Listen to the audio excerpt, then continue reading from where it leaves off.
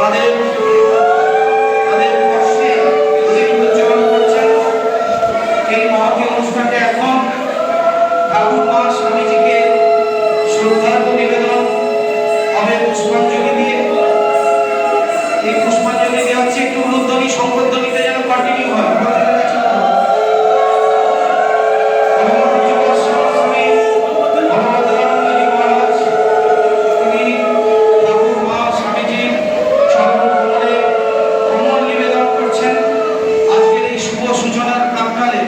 আমরা এরকম একটি প্রথম শ্রদ্ধার দৃশ্য আমরা দেখছি। আপনাদের প্রত্যেকের কাছে আমাদের অনুরোধ, আপনারাও সাক্ষী হয়ে রইলেন আজকের এই সুন্দর সকালে এই পবিত্র উদ্দেশ্যে।